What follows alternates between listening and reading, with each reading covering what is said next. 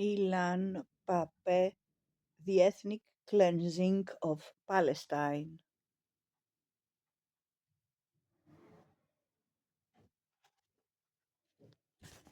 They There now followed a number of operations of destruction in limited areas throughout rural and urban Palestine. Actions in the countryside were at first hesitant. Three villages in the upper eastern Galilee were selected: Kishas, Naima, and Zahula, but the operation was cancelled, perhaps because the High Command deemed them as yet too ambitious. The cancellation, however, was partly ignored by the commander of the Palmach in the north, Yigal Alon. Alon wanted to experience an attack on at least one village and decided to assault Hisas. Hisas was a small village with a few hundred Muslims and 100 Christians who lived peacefully together in a unique topographical location in the northern part of Hula Plain, on a natural terrace that was about 100 meters wide. This terrace had been formed thousands of years before by the gradual shrinking of Lake Hula. Foreign travelers used to single this village out for the natural beauty of its location on the banks of the lake and its proximity to the Hasbani River. Jewish troops attacked the village on 18 December 1947 and randomly started blowing up houses at the dead of night while the occupants were still fast asleep. 15 villagers, including 5 children, were killed in the attack. The incident shocked the New York Times correspondent who closely followed the unfolding events. He went and demanded an explanation from the Haganah, which at first denied the operation. When the inquisitive reporter did not let go, they eventually admitted it.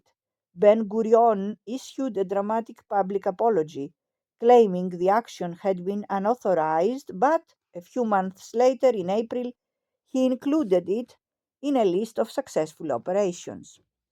When the consultancy had met again on Wednesday, 17 December, they were joined by Johanan Ratner and Fritz Eisentater Esset, two officers who had been designated by Ben-Gurion to formulate a national strategy before he devised the consultancy body.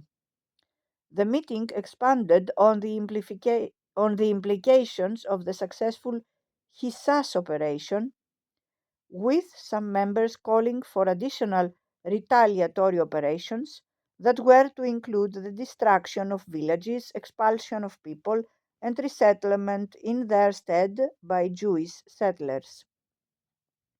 The following day, in front of the formal larger body of the Jewish community that was responsible for defense affairs, the Defense Committee, Ben Gurion summarized the earlier meeting. The operation seemed to thrill everyone, including the representative of the ultra-Orthodox Jews Agudat Israel, who said, "We were told that the army had the ability of destroying a whole village and taking out all its inhabitants. Indeed, let's do it."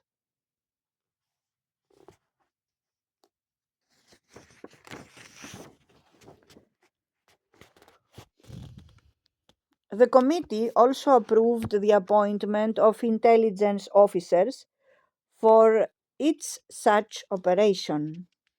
They would play a crucial role in executing the next stages of the ethnic cleansing. The new policy was also aimed at the urban spaces of Palestine, and Haifa was chosen as the first target. Interestingly, this city is singled out by mainstream Israeli historians and the revisionist historian Bernie Morris as an example of genuine Zionist goodwill towards the local population. The reality was very different by the end of 1947.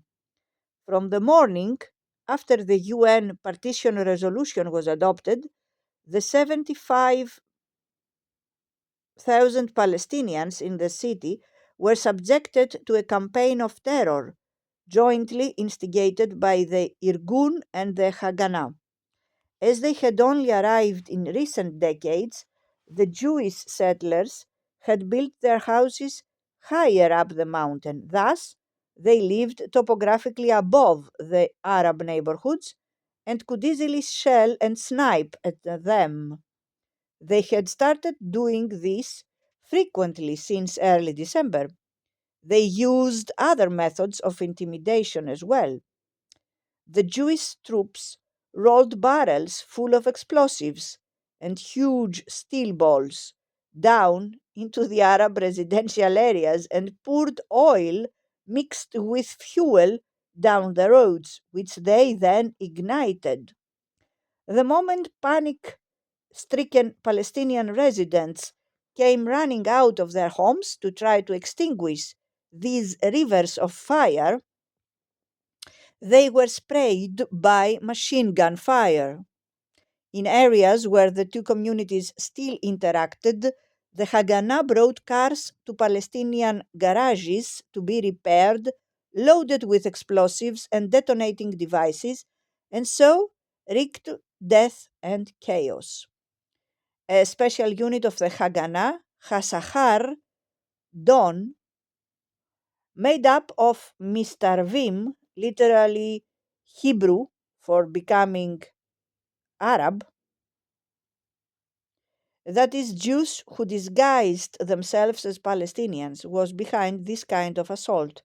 The mastermind of these operations was someone called Dani Agmon, who headed the Dawn units. On its website, the official historian of the Palmach puts it as follows: the Palestinians in Haifa were from December onwards under siege and intimidation. But worse was to come. The early eruption of violence put a sad end to a relatively long history of workers' cooperation and solidarity in the mixed city of Haifa. This class consciousness was curbed in the 1920s and 1930s by both national leaderships, in particular by the Jewish trade union movement, but it continued to motivate joint industrial action against employers of all kinds and inspired mutual help at times of recession and scarcity. The Jewish attacks in the city heightened tensions in one of the major areas where Jews and Arabs worked shoulder to shoulder.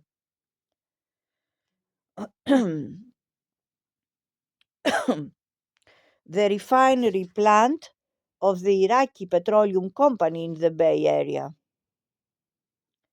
This began with a gang from the Irgun throwing a bomb into a large group of Palestinians who were waiting to enter the plant. The Irgun claimed it was in retaliation for an earlier attack by Arab workers on their Jewish co-workers, a new phenomenon in an industrial site where Arab and Jewish workers had usually joined forces in trying to secure better labor conditions from their British employers. But the UN partition resolution seriously dented that class solidarity, and tensions grew high. Throwing bombs into Arab crowds was the specialty of the Irgun, who had already done so before 1947. However, this particular attack in the refineries was undertaken in coordination with the Haganah forces as part of the new scheme to terrorize the Palestinians out of Haifa. Within hours, Palestinian workers reacted and rioted, killing a large number of Jewish workers, 39, in one of the worst but also last Palestinian counterattacks. The last because there the usual chain of retaliatory skirmishes stopped. The next stage introduced a new chapter in the history of Palestine. Eager to test, among other things, British vigilance in the face of their actions, the Haganah's High Command, as part of the consultancy, decided to ransack a whole village and massacre a large number of its inhabitants.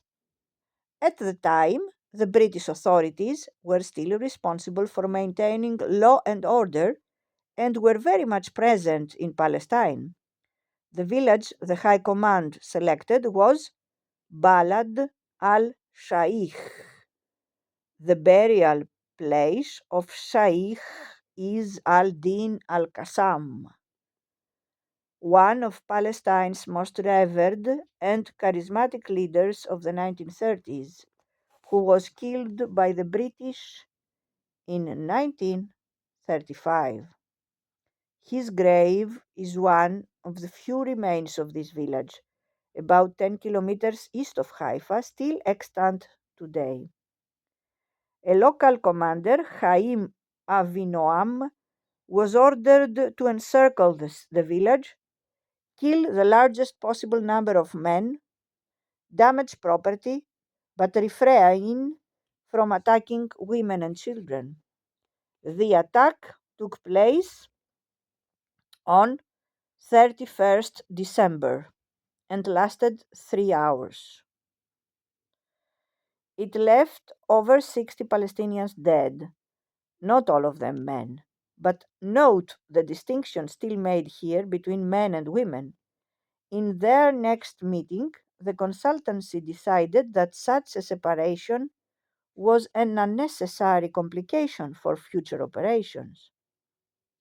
At the same time as the attack on Balad al-Saih, the Haganah units in Haifa tested the ground with a more drastic action. They went into one of the city's Arab neighborhoods, Wadi Rushmiya, expelled its people, and blew up its houses. This act could be regarded as the official beginning of the ethnic cleansing operation in urban Palestine. The British looked the other way. While these atrocities were being committed. 2 weeks later, in January 1948, the Palmach used the momentum that had been created to attack and expel the relatively isolated Haifa neighborhood of Hayasa. This was the poorest quarter of town, originally made up of huts and inhabited by impoverished villagers who had come to seek work there in the 1920s, all living in dismal conditions. At the time, there were about 5,000 Palestinians in this eastern part of the city. Huts were blown up, and so was the local school, while the ensuing panic caused many people to flee. The school was rebuilt on the ruins of Hawassa, now part of the Tel Amal neighborhood, but this building too was recently destroyed to make room for a new Jewish school.